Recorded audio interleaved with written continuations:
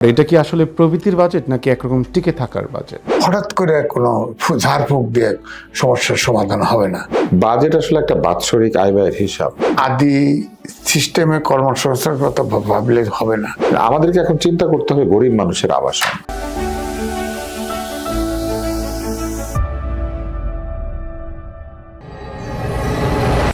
প্রিয় দর্শকবৃন্দ, আসসালামু আলাইকুম। স্বাগত জানাই আপনাদের আজকের বিশেষ আলোচনায়। আমি মানিক রহমান মিয়া, রেইন ফরেস্ট মিডিয়ায় আমাদের বিয়ন্ড দ্য ডেল্টা টক শোতে আপনাদের স্বাগত। নতুন বাজেট নিয়ে দেশ জুড়ে চলছে নানা আলোচনা ও বিতর্ক। একদিকে সরকার বলছে এই বাজেট দীর্ঘমেয়াদী উন্নয়ন ও অর্থনৈতিক স্থিতিশীলতার ভিত্তি তৈরি করবে। অন্যদিকে সমালোচকদের প্রশ্ন, উচ্চ মূল্যস্ফীতি, রাজস্ব ঘাটতি ও কর্মসংস্থানের চাপের মধ্যে এই বাজেট কি সত্যি ভবিষ্যতের বাংলাদেশ গড়ার রূপরেখা, নাকি কেবল বর্তমান সংকট সামাল দেওয়ার একটি প্রয়াস? একটি বাজেট শুধু সংখ্যার সমষ্টি নয়, এটি বলে দেয় সরকার কোন খাতকে গুরুত্ব দিচ্ছে, কার উপর চাপ বাড়ছে এবং দেশের অর্থনীতি কোন পথে এগোতে চায়। কিন্তু যখন মানুষ মুদ্রাস্ফীতির চাপে, ব্যবসা বিনিয়োগের অনিশ্চয়তায় এবং রাজস্ব আয়ের চ্যালেঞ্জ, অর্থনীতি চাপের মধ্যে, তখন স্বাভাবিকভাবে প্রশ্ন আসে, এই বাজেট কি একটি দীর্ঘমেয়াদী রূপকল্পের প্রতিফলন, নাকি তাৎক্ষণিক সংকট ব্যবস্থাপনার একটি প্রয়াস? নতুন বাজেট ঘোষণার পর শুরু হয়েছে প্রশংসা ও সমালোচনার পালা। সরকারের দাবি এই বাজেট অর্থনীতিকে শক্তিশালী করার পাশাপাশি ভবিষ্যৎ প্রবৃদ্ধির ভিত্তিও শক্তিশালী করবে। তবে সমালোচকদের মতে মূল্যস্ফীতি, ঋণের চাপ ও সীমিত রাজস্ব সক্ষমতার বাস্তবতায় এই বাজেটের প্রধান লক্ষ্য কেবল বর্তমান পরিস্থিতি সামাল দেওয়া। তাহলে আসল প্রশ্ন কোথায়? এই বাজেট কি আগামী বাংলাদেশের স্বপ্ন নির্মাণ করছে, নাকি আজকের সংকট সামলাতেই ব্যস্ত? উন্নয়ন ও বাস্তবতা, দীর্ঘমেয়াদী পরিকল্পনা ও তাৎক্ষণিক সংকট মোকাবেলার এই দ্বন্দ্ব নিয়েই আজকের আলোচনা। চলুন শুরু করি আজকের বিশেষ টক শো। বাজেট কি ভবিষ্যতের বাংলাদেশ গড়ছে, নাকি বর্তমান সংকট ম্যানেজ করছে? আমাদের আজকের আলোচনায় উপস্থিত রয়েছেন জনাব এম এ আজিজ, সিনিয়র সাংবাদিক এবং প্রধান সম্পাদক দ্য ফাইন্যান্সিয়াল পোস্ট।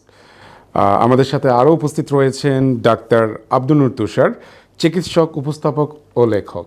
আপনাদের দুইজনকে অসংখ্য ধন্যবাদ আমাদের আজকের আলোচনায় উপস্থিত হওয়ার জন্য।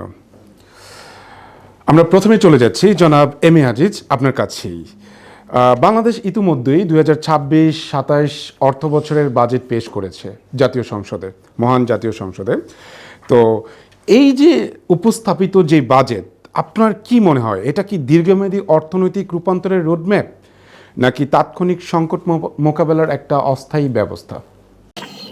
আসলে এটা দীর্ঘস্থায়ী রোডম্যাপ ধরতে পারেন, কিন্তু তাৎক্ষণিকভাবে এখন যে সমস্যায় দেশ জর্জরিত, হঠাৎ করে কোনো ঝাড়ফুঁক দিয়ে সমস্যার সমাধান হবে না।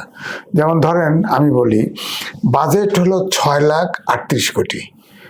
এর ভিতরে 9,38,00,000,000। এর ভিতরে আপনার সরকার পরিচালন ব্যয় আছে, এটা আছে প্রায় 6,38,00,000। তো তার মানে বাজেট বেসিক্যালি আছে 3,000 কোটি। এর ভিতরে আবার 2,35,000 কোটি টাকা আপনার ডেফিসিট আছে। তাহলে থাকে কত? 1,00,000 সামথিং হাতে, সরকারের হাতে। অর্থাৎ এই যে ঘাটতি, এই ঘাটতিটা পূরণ করা হবে ব্যাংক লোন নিয়ে এবং বিদেশি ঋণ নিয়ে। এই তো, এটা আপনার ঋণ তো পরিশোধ করবেন। আবার ধরেন আপনার ঋণ যদি ব্যাংক থেকে নেন, তাহলে আবার ধরেন সাধারণ ব্যবসায়ীদের লোন দিতে পারবেন না, ব্যাংক লোন দিতে পারবেন না, এরকম একটা সংকট তৈরি হবে। কিন্তু এখন ধরেন এবারের বাজেটে যেটা পজিটিভ দিক হচ্ছে, এবার বাজেট দিচ্ছে, সব সময় আমাদের দেশে বাজেট হলেই মার্কেট প্রাইস বেড়ে যায়, কিন্তু এবারে কিন্তু আপনি দেখেন মোটামুটি স্থিতিশীল আছে। সব আইটেম পণ্যের দাম কিন্তু তেমন বাড়ে নাই, নিত্য পণ্য। কারণ এবারে যেটা করছে, 60টে নিত্য পণ্য পণ্যের আপনার ট্যাক্স কিন্তু ধরেই নেই, দু একটাতে 1% রাখছে, আর বাকি সব ট্যাক্স রেয়ার দিয়ে দিছে। ধরেন চাল, ডাল, গম, তেল ইত্যাদি ইত্যাদি, যেগুলো আমরা নর্মালি খাই। আর কৃষিতে কাট দিছে, কৃষি পণ্য, কৃষিতেও ঘাটতি হচ্ছে না। বিরোধী দলগুলো কেন এই বাজেটকে আসলে একটা স্থায়ী রূপ দিতে পারছে না? না শোনেন, বিরোধী দলও একটা আপনার বাজেট প্লেস করেছে, সেই বাজেটটা তারা 6 লাখ কোটি টাকার মধ্যে দিয়েছে। কিন্তু ব্যাপারটা হচ্ছে আমাদের রাজনৈতিক একটা কালচার আছে যে বাজেট যত ভালোই দেন না কেন, রাস্তায় বেরো বিরোধী দল বললে এই বাজেট মানে মানুষ মারা বাজেট, এই বাজেট মাননীয় ব্যর্থ বাজেট, এই সেই নানান সমালোচনা করে, এটা করে। তা আমার বক্তব্যটা হচ্ছে যে এবারে বাজেটে কতগুলো জিনিস কিন্তু আছে, এবং আপনি দেখেন তারেক রহমান সাহেব কতগুলো প্ল্যান করছে। আপনি ধরেন এই যে রাস্তায় AI লাগাবে, এটা আপনি জানতেন না? হ্যাঁ, কিন্তু AI লাগালে হয়তো এখনই রাস্তাঘাটে ডিসিপ্লিন আসে নাই, কারণ অনেক ধরেন গাড়ি চলে, ফিটনেস নাই, রাস্তায় ধারণ ক্ষমতার অতিরিক্ত গাড়ি, নানান সমস্যা আছে। তো এই সমস্যা কিন্তু শুরু তো হয়েছে। আমাদের দেশে দুর্নীতি প্রকট হারে আছে। এটা যদি দুর্নীতি হয় তাহলে ক্যাশলেস সোসাইটি করতে হবে, এটা তো একটা দীর্ঘস্থায়ী। এখন পাইলট বেসিসে নিশ্চয়ই কোথাও কোথাও নিবে আমার অনুমান হচ্ছে, কারণ দেখেন মোবাইলে আপনার সিম কিনবেন, পয়সা নেই। ধরেন সবার হাতে যদি হ্যান্ডফোন বাদ দিয়ে অ্যান্ড্রয়েড ফোন চালু করে দেয়, তো অ্যান্ড্রয়েড ফোনে তো আপনি আস্তে আস্তে করে ক্যাশলেস সোসাইটি করতে পারবেন তো অ্যান্ড্রয়েড ফোনে। তারপরে ধরেন এই যে চোখের যে গ্লাস, এটা ফ্রি করে দিছে, আর রিং এটার ট্যাক্স ফ্রি করে দিছে। ইলেকট্রনিক গাড়ি ইলেকট্রিসিটিতে চলে, এখন তেল ক্রাইসিস, এটা ফ্রি করে দিছে। অনেকগুলো কিন্তু পজিটিভ দিক আছে, যেটাকে আস্তে আস্তে দেশটাকে, অর্থমন্ত্রী বলছে যে কমপক্ষে দেশটাকে রাইট জায়গায় পৌঁছাতে 3 থেকে 4 বছর সময় লাগে। তাহলে দীর্ঘমেয়াদী অর্থনৈতিক রূপান্তরের রোডম্যাপ বলা যেতে পারে? এটা বলা যেতে পারে, কিন্তু এখনই ঝাড়ফুঁক দিয়ে সব সমস্যার সমাধান হবে না। ওকে, ফিরবো আপনার কাছে। ডাক্তার আব্দুল নূর তুষার, এই যে বাজেট পেশ হলো, এই বাজেটে মানুষের স্বস্তি বেশি নাকি রাজস্ব আহরণের চাপ বেশি দেখা যাবে? আর সেই সাথে বিভিন্ন ধরনের যে চ্যালেঞ্জ রয়েছে আমাদের দেশে, এই চ্যালেঞ্জের মুখে বাজেট ভবিষ্যৎমুখী অর্থনীতি কতটুকু তৈরি করতে পারবে? বাজেট 1 বছরের জন্য প্রণীত হয়, এবং দীর্ঘমেয়াদী যে অর্থনৈতিক পরিকল্পনা, এই পরিকল্পনা আসলে তৈরি করতে হয় পরিকল্পনা মন্ত্রণালয়ে, এবং সরকারের যে অর্থনৈতিক এবং অন্যান্য যে পরিকল্পনাগুলি রয়েছে, এগুলো মূলত পরিকল্পনা মন্ত্রীর কাজ। একটা সুবিধা আছে, আমি যতদূর জানি যে অর্থমন্ত্রী এবং পরিকল্পনা মন্ত্রী এখন আসলে একই ব্যক্তি। তো সেটা যদি হয়, তাতে করে আমরা ধরতে পারি যে উনি পরিকল্পনার সাথে মিলিয়ে বাজেট করছেন। বাজেট আসলে একটা বাৎসরিক আয় ব্যয়ের হিসাব, ফলে এটা নিয়ে অনেক চিন্তা ভাবনা না করাই ভালো। আমাদের চিন্তা করতে হবে যে এই বাজেট আগামী 1 বছর যেভাবে হিসাব করবে সেই হিসাবে বাংলাদেশ চলবে। এখন দীর্ঘমেয়াদী কিছু কিছু লক্ষ্য সরকারের থাকে, এবং বাজেট একই সাথে একটি অর্থনৈতিক প্রস্তাব এবং একটি রাজনৈতিক দৃষ্টিভঙ্গির প্রকাশ। এখন এই সরকার একটা রাজনৈতিক দৃষ্টিভঙ্গি আছে এবং তারা সেটা প্রকাশ করার চেষ্টা করেছেন। এই বাজেটের ভালো মন্দ দুটোই আছে। একটা জিনিস একেবারে নিশ্ছিদ্র ভালো হবে, তাহলে তো এটা কিতাব হয়ে যাবে, মানে এমন হবে যে এটা একটা অলৌকিক বিষয়। তো সেখানে বিভিন্ন ধরনের প্রস্তাব আছে, যে প্রস্তাবগুলি নিয়ে আলোচনা সমালোচনার জায়গা আছে। তবে মোটা দাগে ধরলে এই বাজেটে মানুষের প্রতি এক ধরনের মনোযোগ দেওয়া হয়েছে। যেমন একটু আগে আজিজ ভাই যেটা বলছিলেন, যে অনেকগুলি নিত্য প্রয়োজনীয় পণ্যের শুল্ক, উৎসে কর এবং বিভিন্ন জায়গাতে যে কর আদায় করা হতো সেগুলা কমিয়ে দেওয়া হয়েছে অথবা একেবারেই তুলে নেওয়া হয়েছে। এতে করে যেটা সুবিধা হবে সেটা হচ্ছে যে চাল, ডাল, তেল, লবণ এগুলির দাম যে হুট করে বেড়ে যেত, এটা বন্ধ করার চেষ্টা করা হচ্ছে। খাদ্য বিষয়ক যে পণ্যগুলি জীবন ধারণের জন্য প্রয়োজনীয়, সেইখানে সরকার একটা চেষ্টা করেছেন যাতে খাদ্য মুদ্রাস্ফীতি বা খাদ্য মূল্যের বৃদ্ধিটা যেন কম হয়। কিন্তু তাই বলে যে দাম বাড়বে না এমন কিন্তু ঘটনা নয়। যেমন আপনি যদি অন্যভাবে চিন্তা করেন, আমাদের মৌলিক চাহিদা রয়েছে অন্ন, বস্ত্র, বাসস্থান, তাই না? তারপরে চিকিৎসা, শিক্ষা, তারপরে কিছু দাবি দেওয়া রয়েছে, যেমন তার মধ্যে একটা বাক স্বাধীনতা, কথা বলার অধিকার, গণতান্ত্রিক অধিকার এবং নানান বিষয় রয়েছে।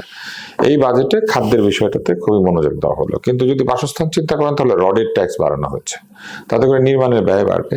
আবার অন্যদিকে মধ্যবিত্ত এবং উচ্চবিত্তদের যে সুবিধা, ফ্ল্যাট বাড়ি এবং জমি ক্রয়, সেইখানে খানিকটা সুবিধা খানিকটা অসুবিধা তৈরি করা হয়েছে।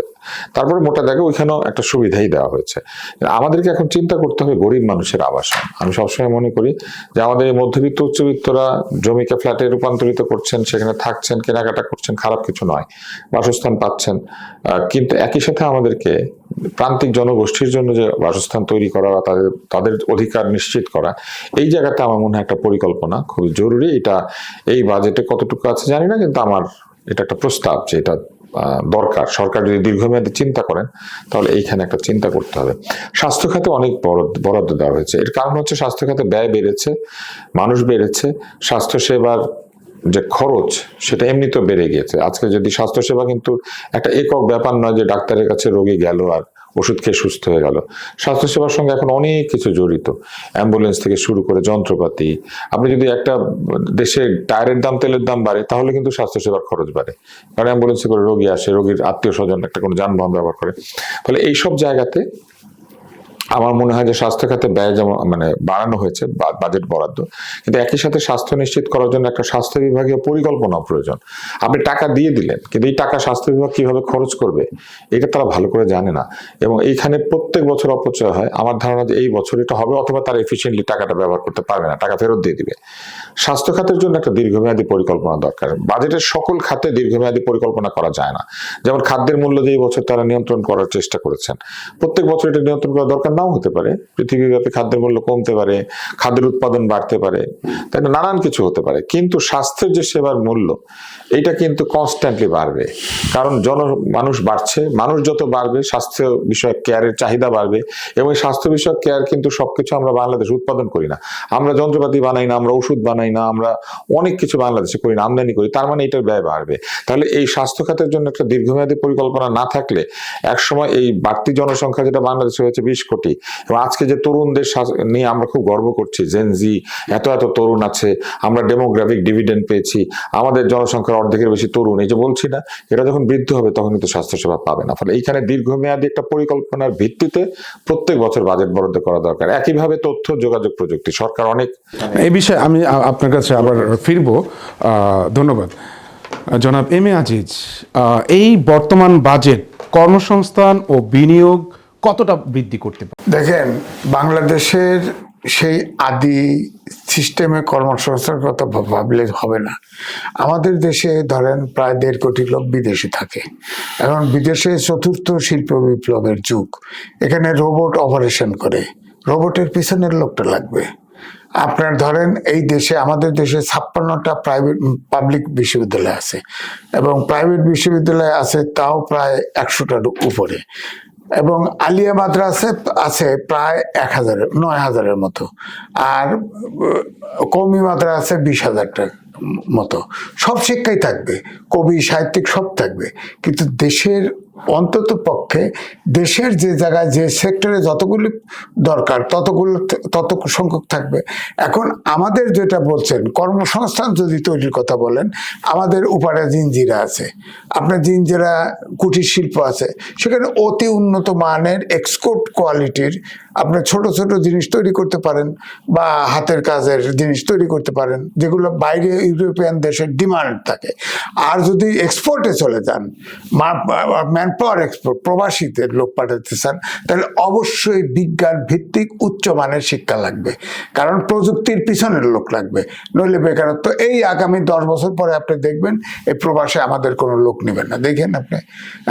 কারণ আপনার এই ডাক্তার, এখন তুষার ভাই ডাক্তারও কিন্তু ওই অপারেশন করার জন্য ডাক্তার না, রোবট অপারেশন করবে, রোবটকে প্রোগ্রাম দিতে হবে যাতে সুতারও প্রোগ্রাম এইভাবে মেপে দিতে হবে।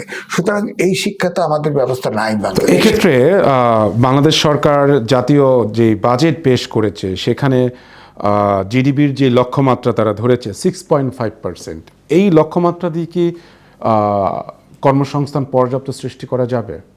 না দেখেন, এটা একটা কর্মসংস্থান করতে, যেটা তুষার ভাই বললেন না, আমরা তো ম্যান ডিভিডেন্টে আছি, আমাদের তরুণ বেশি, তরুণ প্রায় 68% কর্মক্ষম মানুষ। আমাদের আগামী ধরেন 10 বছর 15 বছর থাকবে, তখন এই মানুষগুলো বৃদ্ধ হতে থাকবে, তখন কিন্তু কাজের লোক কমে যাবে। তখনকার পরিকল্পনা এখন রাখতে হবে, এখন রাখতে হবে। এবং এই মুহূর্তে আমরা প্রবাসী আয়টা কিন্তু বিরাট, এবং কৃষিক্ষেত্রেও বিরাট। কৃষিক্ষেত্রে করোনাকালে বাঁচায় রাখছে, এবং প্রবাসী আয় আমাদেরকে বাঁচায় রাখছে। প্রবাসে এখন লোক পাঠাতে গেলে সেই প্রস্তুতিটা নিতে হবে। প্রবাসের আপনার এই জিনজিরা ধরেন ওই কুটির শিল্প, অর্থাৎ এসএমই খাত, আর হলো আপনার প্রবাসে, এইখানে ওইভাবে শিক্ষাটা তৈরি করতে হবে, বিজ্ঞান ভিত্তিক তৈরি করতে হবে। নাহলে তো কর্মসংস্থান তো, মানুষ তো জাতীয় বিশ্ববিদ্যালয় আছে, উন্মুক্ত বিশ্ববিদ্যালয় আছে, এগুলো সার্টিফিকেট বিতরণ করে তো লাভ নাই। খালি সার্টিফিকেট দেবেন, 12 প্রকারের ইংরেজি বাংলা মিলে শিক্ষা ব্যবস্থা আছে, সব মাস্টার ডিগ্রি দেয়, যার ফলে জাতি গঠন হয় নাই। এই জাতি 12 প্রকার চিন্তা করে, এমএ পাস করে, সবাই যার যার চিন্তায় স্থির থাকে। এই জন্য আমার মনে হয় শিক্ষাকে, বিজ্ঞান ভিত্তিক শিক্ষা ওইভাবে চিন্তা করে, ওই আদলে চিন্তা করতে হবে। সনাতনী সিস্টেমে খালি সার্টিফিকেট দিলাম, আমি এমএ পাস বিএ পাস, এতে কোনো কাজ হবে না। ধন্যবাদ, ফিরবো আপনার কাছে। জনাব ডাক্তার আব্দুল নূর তুষার, যেমনটা বলছিলেন সাংবাদিক এম এ আজিজ, ভবিষ্যৎ প্রজন্মের জন্য বিনিয়োগ বাড়ছে নাকি বর্তমান সংকটের বোঝা তাদের উপর একরকম চাপিয়ে দেওয়া হচ্ছে? আর এটা কি আসলে প্রবৃদ্ধির বাজেট নাকি একরকম টিকে থাকার বাজেট? এটা টিকে থাকারই বাজেট। এটা খুব যে অর্থনীতি বড় হয়ে যাবে ভবিষ্যতে ওরকম বাজেট না। এখানে উন্নয়ন ব্যয়ের চাইতে পরিচালন ব্যয় বেশি, এবং এটা সবসময় বাংলাদেশ আসলে উন্নয়নের জায়গাতে কখনোই পরিচালন ব্যয়ের চাইতে বেশি খরচ করার মতো জায়গাতে খুব একটা যেতে পারে নাই। তো সেই হিসেবে আমরা এটাকে সমালোচনা হিসেবে দেখবো না। আমরা মূলত টিকে থাকার বাজেটই করি প্রত্যেক বছরই, এবং চিন্তা করি যে আগামী বছর আরো ভালো হবে। কিন্তু যেটা ঘটেছে সেটা হচ্ছে গত কয়েকটি বাজেটে আসলে ভালো হচ্ছে না, বরং আমরা একটু নিচের দিকে যাচ্ছি, ক্ষতির শিকার হচ্ছি। এই ব্যাপারগুলি পরিষ্কার। যেমন এই সরকারকে বলতে হয়েছে যে তারা মুদ্রাস্ফীতিকে 7.5% নামিয়ে আনবেন, তার মানে মুদ্রাস্ফীতি 7.5-এর বেশি আছে। তো আমাদের একদিকে 7.5-এর বেশি, 10 সুই আছে, মানে 10-এর কাছাকাছি আছে, কখনো কখনো 10ও পার হয়ে গেছে, কোনো কোনো মাসে বাড়ে, কোনো কোনো মাসে কমে। তো এটা হয়। তো যে জায়গাটাতে আমরা ছিলাম, আমরা তাহলে কি করছি? আমরা প্রবৃদ্ধির চাইতে আমাদের মুদ্রাস্ফীতি বেশি। আমাদের প্রবৃদ্ধির চাইতে যদি মুদ্রাস্ফীতি বেশি হয়, তাহলে আমাদের প্রকৃত আয় তো আসলে কমে যাচ্ছে। এবং আপনি দেখবেন যে আমাদের ব্যাংক বা অন্যখানে জমা রাখলে যে সুদের হার, তার চাইতে আমাদের মুদ্রাস্ফীতির পরিমাণ বেশি। তার মানে আপনি ব্যাংকে যে টাকা রাখছেন ওটা যে ভাবে মূল্য হারাচ্ছে, তাতে করে আমরা ব্যাংকে টাকা রাখলে গরিব হয়ে যাচ্ছি। আবার ব্যাংকের বাইরে টাকা বিনিয়োগ করতে গেলে সেখানেও বিনিয়োগের পরিবেশ নাই। ফলে আমরা আসলে টিকে থাকার জন্য বাজেট করছি, এটা স্বীকার করতে কোনো অসুবিধা নাই। কিন্তু এইবারের বাজেটে আয়কর সংক্রান্ত কিছু বিষয় ঘটেছে, যেটা আসলে কম আয়ের মানুষদেরকে একটু চাপে ফেলবে। যেমন 5% করের যে বিষয়টা ছিল প্রথম স্ল্যাবে, ওটা তুলে নিয়ে 10% থেকে কর শুরু হচ্ছে। এখন আমি আপনাকে অঙ্কটা দেই। 3,75,000 টাকা করা হয়েছে পুরুষের জন্য করমুক্ত আয়ের সীমা, তাহলে 25,000 টাকা বেড়েছে। তাতে করে আপনি আগের হারে যদি কর দিতেন, তাহলে 5% দিতেন 25,000-এর উপরে 1,250 টাকা কর দিতেন। ধরেন ন্যূনতম কর 2,000 টাকা দিতেন। আচ্ছা, এখন কি হয়েছে? 3,75,000 টাকা পর্যন্ত আপনি কর দিবেন না, কিন্তু এরপরে 25,000 টাকা আয় করলেই আপনি 2,500 কি বলে 25,000 টাকা যদি আয় করেন তার 10% দিবেন, তাহলে আপনি 2,500 টাকা কর দিবেন। তাহলে কি হইলো? আপনার তো আসলে কর কমলো না। তার মানে আপনি জাস্ট 3,75,000-এর উপরে 4 লাখে গেলেই ওই 25,000 টাকার জন্য আপনি 2,500 টাকা কর দিবেন, যেটা আগের কর হিসেবে আয় যখন কম ছিল আপনার, তখন আপনি কিন্তু এর চেয়ে কম কর দিতেন, 5% হারে দিতেন। তাহলে এইবার আছেন এটাকে বাড়াই, ধরেন আপনি 3,75,000 টাকা পর্যন্ত কর মুক্ত আছেন, পরবর্তী 3 লাখ টাকার উপরে আপনি এখন 10% কর দিবেন। তাহলে এটা তো আগে দিতেন আপনি 5%, তাহলে ওইখানে কর দিতেন 15,000, এখন আপনাকে দিতে হবে 30,000। তাহলে আপনার ওই কর আয়, মানে কর মুক্ত আয়ের সীমা বাড়িয়ে দিয়ে কোনো লাভ হয় নাই। ওই 25,000 টাকা বাড়িয়ে কোনো লাভ হয় নাই, বরং 5% যদি থাকতো তাইলে বরং মানুষের কর কম হইতো। তো এটা তো হচ্ছে যে 5 লাখ 6 লাখ টাকা পর্যন্ত যারা আয় করে তাদের হিসাব। এবার আসেন, কোনো একজন বিধবা ব্যক্তি বা কোনো একজন আস্তে আস্তে টাকা জমান এমন কারো কাছে সঞ্চয়পত্র আছে, সেই সঞ্চয়পত্র যদি ধরেন 40 লাখ টাকার থাকে, উনি বা 45 লাখ টাকার থাকে, একটা সিলিং আছে, তো মেয়েরা বেশি কিনতে পারে, ছেলেরা কম কিনতে পারে। ধরেন আপনি পুরো সিলিংটা কিনে ফেলেছেন, ধীরে ধীরে কিনতে কিনতে কিনতে কিনতে এখন আপনি পুরো সিলিংটা করে ফেলেছেন। এখন সঞ্চয়পত্র কিভাবে কিনতে হয়, একটা আয়ের, প্রত্যেক বছরের আয়ের একটা পার্সেন্টেজ আপনি সঞ্চয়পত্র কিনলে আপনি আয়কর রিবেট পান। কিন্তু যিনি পুরো সিলিংটা করে ফেলেছেন গত 20 বছরে বা 10 বছরে ধীরে ধীরে সঞ্চয়পত্র কিনতে কিনতে, তার তো সিলিং কমপ্লিট হয়ে গেছে, তিনি তো আর আয়ের উপরে রিবেট পাবেন না এখন, কারণ নতুন করে সঞ্চয়পত্র কেনার সুযোগ নাই, তার পুরোটা কিনে ফেলেছেন। সঞ্চয়পত্রের আয়ে যেটা হতো সেটা হচ্ছে কর কাটতো 10%, কেটে ওইটা ফাইনাল সেটেলমেন্ট হয়ে যেত, আর একটা নির্দিষ্ট সঞ্চয়পত্র পর্যন্ত 5% কাটতো। এখন তারা যেটা করেছেন সবই তারা কাটবেন আগের নিয়মেই, সে বাড়ান নাই কমান নাই, কিন্তু ফাইনাল সেটেলমেন্টটা বন্ধ করে দিয়েছেন। তাতে কি দাঁড়িয়েছে, মনে করেন একজন লোক এই বছর আয় করেছে ধরেন ওই আগের হিসাবেই 6,75,000 টাকা, আর তার একটা সঞ্চয়পত্র গত 20 বছরে সে ধরেন 2 লাখ করে 40 লাখ টাকা সঞ্চয়পত্র কিনেছে। এখন তার কি হবে, সঞ্চয়পত্রের উপরে তার যে আয় সেটার উপরে সে অলরেডি 10% কর দিবে। দেওয়ার পরে বাকি যে আয়টা আছে 4.5 লাখ বা ধরেন 4 লাখ টাকা, 40,000 টাকায় 40 লাখ টাকা সঞ্চয়পত্রে ধরুন আর 3,75,000-80,000 মতো আসবে, প্রফিট আসবে, ওখানে উনি অলরেডি 10% কর দেওয়ার পরে। এখন এই যে 10% কর উনি দিয়েছেন, ওনার টোটাল সঞ্চয়পত্রে 11% যদি ওনার লাভ হয়, তাহলে 4,40,000 টাকা ওইখান থেকে পাবেন। ঠিক আছে, এই 4,40,000 টাকা ওনার এই 3,75,000 এবং আরো যে 3 লাখ টাকা তিনি আয় করেছেন এটার সঙ্গে যুক্ত হবে, তার আয় গিয়ে দাঁড়াবে 10,75,000 টাকা। এবং এখন তাকে 10,75,000 টাকার উপরে ট্যাক্স দিতে হবে। উনি চলে যাবেন 15% স্ল্যাবে, প্রথম 3 লাখের উপরে 10%, তারপরে আবার 15%। তো উনি যে 15% স্ল্যাবে চলে গেলেন, এইটা আগে যেতে হইতো না। আগে সঞ্চয়পত্রের 10% এটা ফাইনাল সেটেলমেন্ট হইতো, তাইলে এই ভদ্রলোক 10% স্ল্যাবে থাকতেন, থাকলে উনি কর দিতেন তখন 30,000 টাকা। কিন্তু এখন উনি 15% স্ল্যাবে চলে যাবেন, তাহলে ওনার কর কত হবে, ওনার কর হবে 3,75,000 বাদ দিয়ে বাকি 7 লাখের উপরে, তাহলে ওনার কর হবে 7-15 কত হয়, ধরেন ওইটা বাদ দেন, ওনার কর 50,000-এর উপরে হয়ে যাবে। কিন্তু সঞ্চয়পত্র উনি অলরেডি 50,000 টাকা কর দিয়ে এসেছেন, ওনাকে আবার বাড়তি কর দিতে হবে। এইটা আমার কাছে মনে হয় যে এটা ঠিক করে দেওয়া দরকার সরকারের। সঞ্চয়পত্রের ফাইনাল সেটেলমেন্ট ওইখানেই রাখা উচিত, কারণ সঞ্চয়পত্র মানুষ একসঙ্গে 50 লাখ টাকা সঞ্চয়পত্র কিনে নাই, এটা কিনতে আজকে ওইখানে গিয়ে পৌঁছেছে। ওইটার থেকে সে একটা সংসার নির্বাহ করে, বিশেষ করে পেনশন যারা পায়, যারা বয়স্ক ব্যক্তি, যারা গৃহিণী, অনেক লোক আছেন তারা এখন বেশি আয় করেন না কিন্তু একসময় করেছিলেন, তারা তাদের ওই সামাজিক অবস্থানটা রাখার জন্য সঞ্চয়পত্রের এই টাকার থেকে অল্প কিছু কর বাঁচাতে পারেন। সে অল্প কিছু কর সরকারের এখন এই ফাইনাল সেটেলমেন্ট বাতিল করে দেয়, 10-12 হাজার টাকা কর তাদের কাছে বেশি নিয়ে, এটা আসলে কোনো লাভ তো হবেই না। উল্টা এই সঞ্চয়পত্রগুলি মানুষ এখন যেটা করবে, তারা অন্য কোথাও বিনিয়োগ করার চেষ্টা করবে, অথবা আর নতুন যারা তারা সঞ্চয়পত্র কিনবেই না, কারণ সঞ্চয়পত্রের লাভের সাথে বাইরের লাভ একই হয়ে যাচ্ছে। সঞ্চয়পত্রের সুবিধার সাথে ব্যাংকের সুবিধা কিংবা অন্য কারোর সুবিধার কোনো পার্থক্য থাকছে না, তাহলে লোকে ব্যাংকে টাকা রাখবে। এই বিষয়ে ফিরবো আপনার কাছে। ধন্যবাদ জনাব এম এ আজিজ। আমাদের অর্থনীতিতে বিভিন্ন সংকট রয়েছে, এই সংকটের সময়ে যে উন্নয়ন বৃদ্ধির কথা বলা হচ্ছে বা বাজেটের মাধ্যমে যে উন্নয়ন বৃদ্ধি, এটাকে অর্থনীতিকে পুনরুদ্ধারের সাহসী পদক্ষেপ হিসেবে দেখছেন কিনা? সাহসী না, এখন সারা দেশে পৃথিবীতে যে অবস্থা চলছে, ধরেন একটা এখন মধ্যপ্রাচ্যের যে যুদ্ধ, সেটা হয়তো সমাধানের দিকে যাচ্ছে বটে, সমাধান হলে একরকম হবে, সমাধান না হলে আর একরকম হবে। এদিকে ধরেন ডক্টর মোহাম্মদ ইউনূসের সরকারের সময়ে আমরা কিন্তু আমেরিকা, ভারত এবং চীনের দিকে ঝুঁকে পড়ছি। এটাও তো ব্যালেন্স করতে হবে।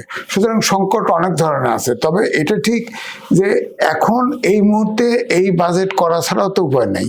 যেমন তুষার ভাই বললেন সঞ্চয়পত্র কিন্তু আসলে বিশেষ করে যারা চাকরি বাকরি করে, অল্প বেতনের চাকরি বাকরি করে, তারা কিন্তু সঞ্চয় করে।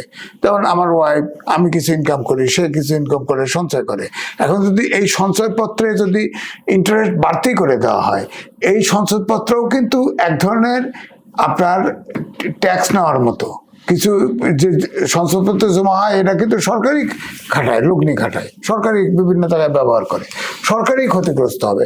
সঞ্চয়পত্র থেকে যদি ডিপোজিট কমতে থাকে, মুখ যদি মানুষ ফেরত নিয়ে যায়, তার মুখ ঘুরায় নেয়, তাহলে কিন্তু এই যে এনবিআরকে যে টার্গেট দিয়েছে, টার্গেট তো অ্যাচিভ করবে না।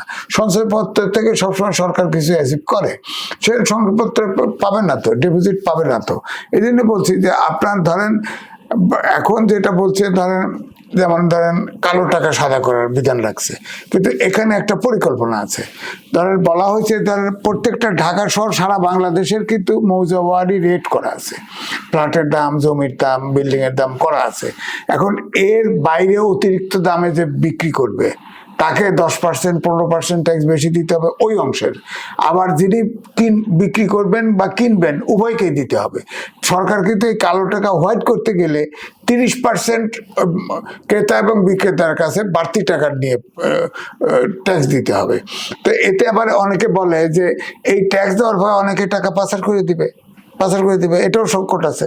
সুতরাং ট্যাক্স বসাইলেই তো হবে না, ট্যাক্সটা যাতে প্রপারলি পাওয়া যায় এটা তো চিন্তা করতে হবে। ধরেন যে এখন ধরেন আপনার একটা ফ্ল্যাট কিনলেন, ফ্ল্যাট কিনতে 1 কোটি টাকা দিয়ে ফ্ল্যাট কিনলেন, কথায় আপনি রেট আছে, ধরেন অ্যাভারেজ রেট আছে, সরকারি রেট আছে 80 লাখ টাকা, আপনি 1 কোটি টাকা দিয়ে কিনবেন, বিক্রেতা 1 কোটি টাকা দিয়ে বিক্রি করবে। এই 20% যে বাড়তি হলো, এই বাড়তি আপনাকে 15% দিতে হবে এবং যিনি বিক্রেতা তাকেও দিতে হবে, তাহলে হোয়াইট হবে। তার মানে দাঁড়াইলে কত, অনেক দাঁড়ায় গেল, তো অনেক টাকা এই ট্যাক্স দিবে না, পাচার করে দিবে, এরকম সংকট হবে। সুতরাং কালো টাকা যে হোয়াইট করার যে চেষ্টা সেটা ব্যর্থ হবে। এই জন্য বলছি যে আমাদেরকে আসলে সময় দিতে হবে। এখন যে দেশের অবস্থা, আমি মনে করব এই বাজেট যেটা আছে এটা চেক অ্যান্ড ব্যালেন্স করেই চলতে হবে। আমাদের আসলে 3-4 বছর অপেক্ষা করতে হবে সোজা রাস্তায় দাঁড়াইতে, অর্থনীতিটা মোটামুটি যদি ঘোরানো যায়।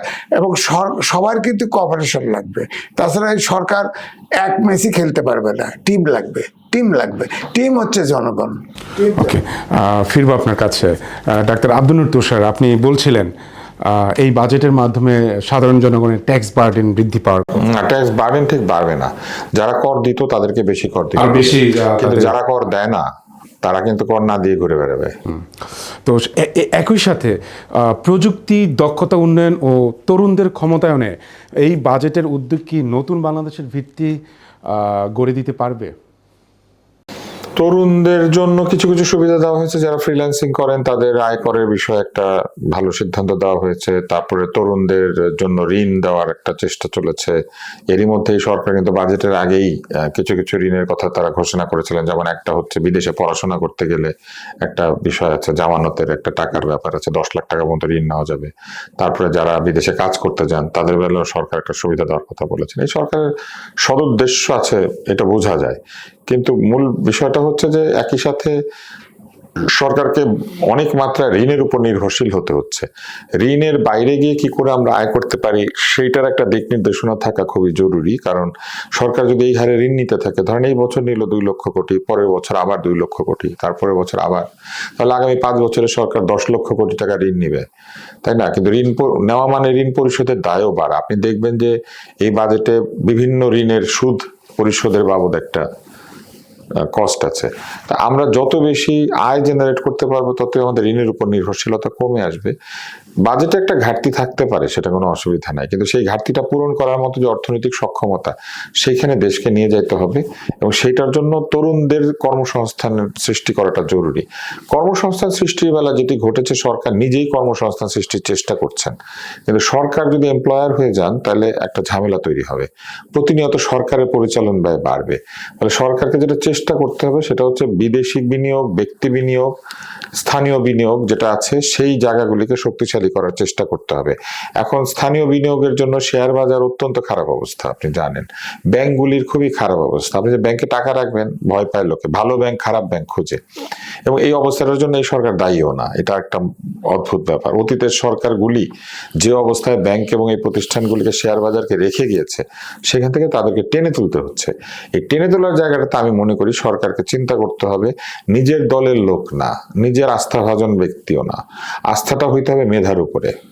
অর্থাৎ মনে করেন আপনি একটা কাজ করাতে চান কাউকে দিয়ে, যে কাজটা খুবই জরুরি, এই কাজটা যে পারে তাকে দেওয়াটাই হচ্ছে বুদ্ধিমানের কাজ হবে। কিন্তু কিছু কিছু ক্ষেত্রে লক্ষ্য করা যাচ্ছে যে সরকার তাদের দলীয় ব্যক্তি অথবা তাদের পছন্দসই ব্যক্তিদেরকে বোঝানোর চেষ্টা করছেন।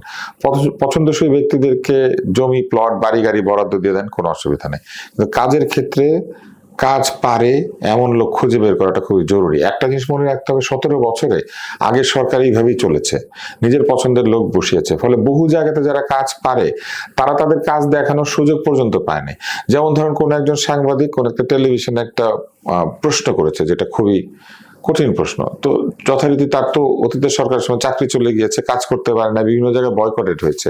কোন একটা টক শোতে এসে কেউ মনে করেন ন্যায্য কথা বলে, তো তাদেরকে তো টক শোতে ডাকে না। এই যে আমাদের পাশে আজিজ ভাই আছেন, গত 17 বছর আজিজ ভাইকে কতবার টক শোতে ডাকা হয়েছে, আজিজ ভাইকে জিজ্ঞেস করলে দেখা যাবে। কিন্তু তাতে কি ওনার সাংবাদিকতার গুণ কম ছিল, ওনার যে অভিজ্ঞতা কম ছিল? এরকম আমাদের মতো বহু লোক আছেন, আমাদেরকে টক শোতে যাওয়া থেকে শুরু করে বহু জায়গাতে বাধা দেওয়া হয়েছে। দ্বিতীয় লাভ কি হয়েছে? যে কথাটা সরকারের শোনার দরকার ছিল ওই কথাটা সরকার শুনতে পায়নি। তেলের শিশি হাতে লোকেরা গিয়েছেন, তেল মালিশ করে চলে এসেছেন।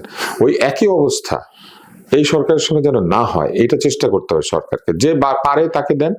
এবং এই যে গত 17 বছরে যে বহু মেধা প্রকাশিত হওয়ার সুযোগ পায় নাই, বহুগুলো কাজ করার সুযোগ পায় নাই, তাদেরকে কাজ করতে দেন। যদি তাদের মধ্যে থেকে মেধা খুঁজে বের করতে পারে সরকার, আমি মনে করি যে এই সরকারের জন্য কাজ করাটা অনেক সহজতর হবে। আমি একটা ছোট্ট উদাহরণ দিই। বহু ফ্রিল্যান্সার আছেন, বহু প্রোগ্রামার আছেন, গত সরকারের সময় তাদেরকে তো টাকা দেয় নাই, টাকা দিয়েছে সিপি গ্যাংকে। সিপি গ্যাং একটা কোম্পানি বানিয়ে 4-8 লক্ষ টাকা উদ্ধার করেছে এইখান থেকে, এই যে প্রযুক্তি মন্ত্রণালয় থেকে। এরকম নিজের দলের লোকদেরকে দিয়ে কোম্পানি বানিয়ে 4 লাখ 10 লাখ টাকা অ্যাপের নামে হাজার হাজার অ্যাপ তৈরি হয়েছে। সেসব অ্যাপ কোথায়? নাই। কিন্তু বাংলাদেশের তো একই ঘটনা, অ্যাপ বানিয়ে ছেলেপেলেরা বিদেশ থেকে টাকা আমদানি করছে না, ফ্রিল্যান্সিং করছে না। তাহলে এই লোকগুলি যাতে টাকা পায় সেই ব্যবস্থা করেন, তাইলেই দেখবেন যে অনেক বেশি উন্নতি হচ্ছে, কাজ হচ্ছে। আর চেষ্টা করতে হবে যত পারা যায় বাংলাদেশের প্রোডাক্ট ব্যবহার করার জন্য। সেটা যদি একটু মানহীন কমও হয়, মান একটু কমও হয়, তারপরেও বাংলাদেশটা ব্যবহার করার জন্য চেষ্টা করা উচিত। তাতে করে আমাদের লোকাল মার্কেট বড় হয়ে উঠবে এবং এরাই উন্নতি করে একটা পর্যায়ে পারফেক্ট জিনিসপত্র বানাবে। এই জায়গাতে আমার মনে হয় যে একটু চীনের পদ্ধতি, চীন যেভাবে উন্নতি করেছে ওই দিকে আমরা চিন্তা করতে পারি। ধন্যবাদ। ফিরব আপনার কাছে। জনাব এম এ আজিজ, সরকারের এই বাজেট কি দূরদর্শী পরিকল্পনা নাকি অর্থনৈতিক বাস্তবতার সঙ্গে একরকম সমঝোতা? না, দেখেন, বাস্তবতার সাথে সমঝোতাও আছে, দূরদর্শী প্রোগ্রামও আছে এর ভিতরে। কিন্তু এখন যে সংকট সারা বিশ্বময় এবং বাংলাদেশের, এই সংকট মোকাবেলা করাটা কিন্তু প্রধান। হ্যাঁ, এবং আমার কাছে মনে হয়েছে এই বাজেটটা এখন যে ইমিডিয়েট যে সমস্যা, এই সমস্যার সংকট নিরসনের বাজেট।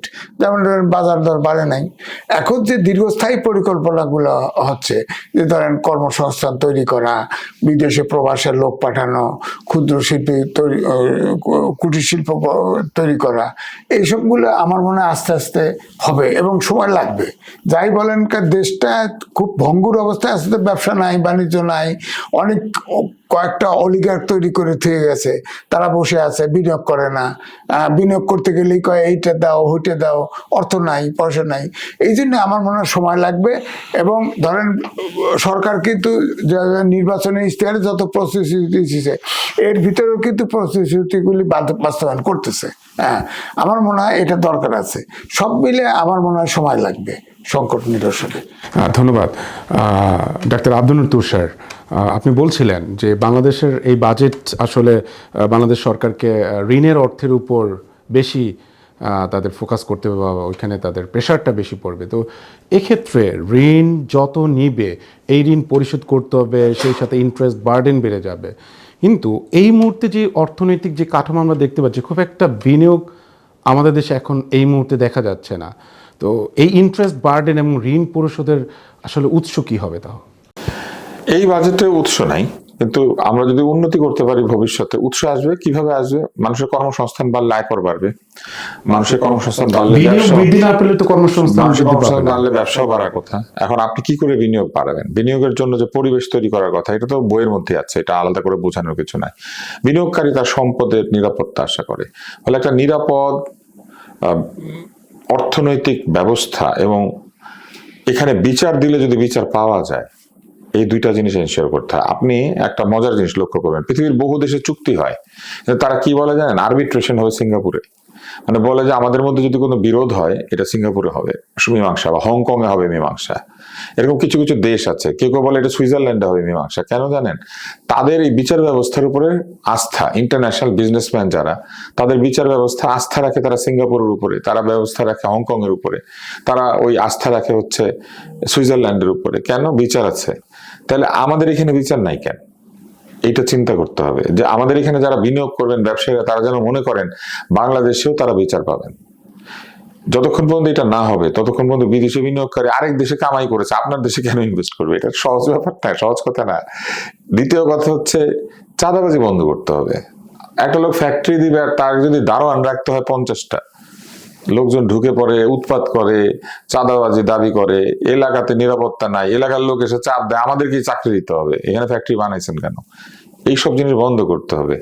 এগুলো যদি করতে না পারেন, কি কারণে মানুষ এসে কোটি কোটি টাকা খরচ করে ব্যবসা ফ্যাক্টরি এখানে স্থাপন করবে না? পৃথিবীতে যেখানে বিদেশি বিনিয়োগ হয়েছে আপনি দেখবেন যে সেখানে একটা ব্যবসায়িক নিরাপত্তা আছে, যেটা আমরা এখনো পর্যন্ত বাংলাদেশে তৈরি করতে পারি নাই। এটা যদি তৈরি করা না যায়, ইনিশিয়াল ইনভেস্টমেন্ট আসবেই না। এমনকি বাংলাদেশের বিনিয়োগকারীরাও বাংলাদেশে বিনিয়োগ করবে না। কেন করবে? আপনি টাকা পয়সা কামাই করে আপনি আরেকজনের হাতে তুলে দেওয়ার জন্য মানুষ টাকা কামাই করে। এবার আসেন দ্বিতীয় যে বিষয়টি হচ্ছে, সরকার কি করে ঋণ থেকে মুক্তি পেতে পারে বা ঋণের চাপ থেকে। আমাদের এখানে সরকারি প্রকল্পগুলি তো অপচয় ভয়ঙ্কর ভাবে হয়। আমার কাছে মনে হয় প্রকল্প পরিকল্পনা করার পরে এই পরিকল্পনা বাস্তবায়ন এবং ম্যানেজমেন্টের যে বিষয়টি, এইটা আমার ধারণা প্রাইভেট পার্টনারশিপে চলে যেতে পারে। কিভাবে চলে যেতে পারে? সরকার তার একটা পুরো প্রকল্প তৈরি করে ওই প্রকল্পটি চিন্তা করবেন যে তিনি কোনো এফিশিয়েন্ট কোম্পানি বা এফিশিয়েন্ট লোকের হাতে তুলে দিবেন। তাহলে টার্গেট সেট করা থাকবে, সবকিছু বলা থাকবে যে কত টাকা কত দিনের মধ্যে এটা হবে, আয় হবে, কত টাকা কিভাবে বিনিয়োগ হবে। ওই পরিকল্পনা অনুযায়ী একটা এফিশিয়েন্ট কোম্পানি দায়িত্ব নেবে এবং তারা সেটাকে পরিচালনা করে লাভবান অবস্থায় সরকারের কাছে হস্তান্তর করবে। কিন্তু এখন কি হয়, যে সরকার পাট কোম্পানি চালাতে পারে নাই, সেই সরকার ওই পাট কোম্পানি মানে জুট মিলে লোক পাঠায় শাসন করার জন্য। যে সরকার তদারক করে ব্যর্থ হয়েছে বলে টাকা পয়সা লুট হয়ে গেছে ব্যাংকে, ওই সরকারের একটা লোক গিয়ে ওই ব্যাংকের প্রশাসক হিসেবে বসে।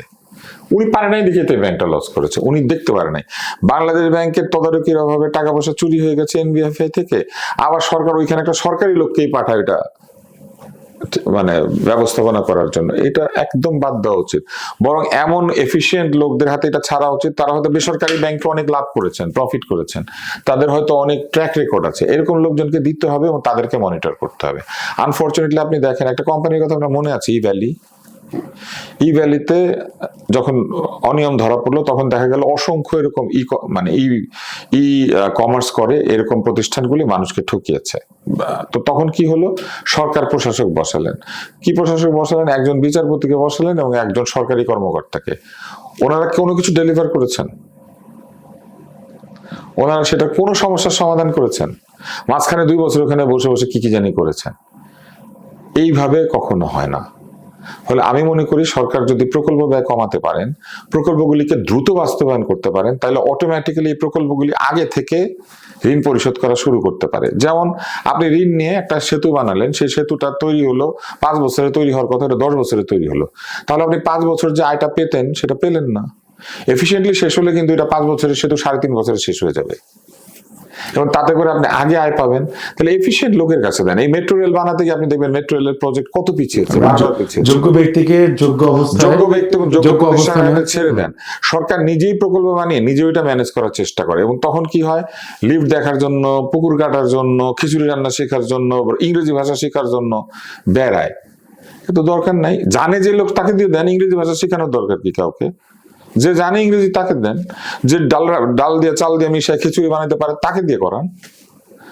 যে আগে থেকে শিখেছে তাকে দেন। এবং আপনি দেখেন সরকারের কতগুলো জায়গায় অদ্ভুত অদ্ভুত ব্যাপার আছে। ডলার বাঁচাবে সেই জন্য ডাক্তাররা বিদেশে পরীক্ষা দিতে গেলে জিও পায় না। বলে কি উনি যাবে, তাতে সরকারের ডলার খরচ হবে। ডলার কি আসলে উনি পকেট থেকে দিচ্ছে না কি দিচ্ছে, নানান প্রশ্ন করে, জিও দেয় না। কিন্তু অকারণে বিদেশে ভ্রমণ এবং বেড়ানোর জন্য ডলার খরচ হয়, যেটা এইবারের সরকার প্রধানমন্ত্রী এই ব্যাপারে সচেতন হয়েছেন, অনেকের বিদেশ যাত্রা উনি আটকে দিয়েছেন। কিন্তু আমার কোনটা বেশি দরকার? আমার দরকার হচ্ছে ডলার যদি খরচ করি টেকনোলজি ট্রান্সফার করব, অর্থাৎ আমি বিদেশে যাব, অপারেশন শিখে আসবো, সার্জারি শিখে আসবো, যেটা একটু আগে আজিজ ভাই বলছিলেন যে রোবট একসময় সার্জারি করবে। মজার ব্যাপার কি জানেন, আমাদের রোবোটিক সার্জারি কিন্তু রোবট করে না, আসলে একটা মেশিন থাকে, ডাক্তার ওটার মধ্যে হাত ঢুকায়, রোবোটিক হ্যান্ড অপারেট করে। আপনি একটা মেশিনের মধ্যে হাত ঢুকিয়ে দিবেন, আপনি এখানে হাত নাড়বেন, ওইখানে রোবটের হাত নড়বে এবং ওইটা দেওয়া হয়। কেন এটা করে? এটা এই জন্য করে যে অনেক জায়গাতে আমাদের আঙ্গুল, আমাদের হাত প্রবেশ করতে পারে না, কিন্তু রোবটের সুই একদম নির্দিষ্টভাবে নিয়ে যেতে পারে, কিন্তু এটা একটা ট্রেনিং লাগে। এটা চাইলেই ডাক্তাররা মেশিনটা দিয়ে দিলেই করতে পারে না। আর সিঙ্গাপুরের মতো জায়গাতেও এই রোবোটিক সার্জারিতে ভুল হয়েছে। কেন হয়েছে জানেন? ডাক্তাররা ট্রেনিং করে নাই ঠিক মতো। কোম্পানি বলেছে এটা কিনেন, কিনে অপারেশন করতে করতে ট্রেনিং করেন। এবং আমাদের বাংলাদেশের একজন ডাক্তার সিঙ্গাপুরে ভুল রোবোটিক সার্জারির কারণে মারা গেছেন। তার যেখানে কাটার কথা ওখানে না কেটে অন্য জায়গায় কেটে দিয়েছে, কেটে তার রক্তক্ষরণ হয়ে তিনি মরে গেছেন। বাংলাদেশের অত্যন্ত একজন সেরা ডাক্তার, আমার শিক্ষক ছিলেন। এই ঘটনাটা যে সিঙ্গাপুরে ঘটলো, কেন ঘটলো? এই জন্য ঘটলো যে ট্রান্সফার করতে হয় শিক্ষা, পয়সা খরচ করে আপনি শিখবেন, আর সেইটাকে আপনি ব্যবহার করবেন। একজন শিখলে সে 500 জনকে শিখাতে পারে, কিন্তু একটা যন্ত্র আনলে 500টা যন্ত্রের কাজ সে করতে পারে না। এই জন্য সরকারকে চিন্তা করতে হবে যে আমি কোথায় ব্যয় করব।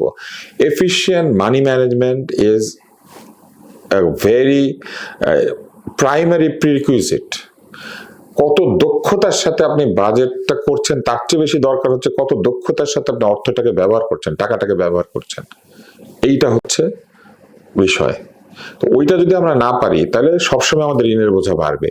আর ওইটা যদি আমরা পারি তাহলে আমার ধারণা যে আগামী 10 বছরে বাংলাদেশ ঋণের পরিমাণ কমিয়ে এনে একটা স্বয়ংসম্পূর্ণ অর্থনীতি তৈরি করতে পারবে। এই চ্যালেঞ্জটা হচ্ছে সরকারের। আমরাও এটাই চিন্তা করি যে বাংলাদেশ সরকার এফিশিয়েন্ট মানি ম্যানেজমেন্টের উপর জোর দিয়ে এই বাজেট বাস্তবায়ন করবে এবং আগামীর উন্নত বাংলাদেশ সৃষ্টিতে গুরুত্বপূর্ণ ভূমিকা পালন করবে।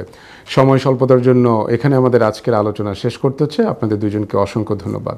প্রিয় দর্শকবৃন্দ, আজকের আলোচনা থেকে একটি বিষয় স্পষ্ট, একটির বাজেটকে শুধু আয় ব্যয়ের হিসাব দিয়ে বিচার করা যায় না।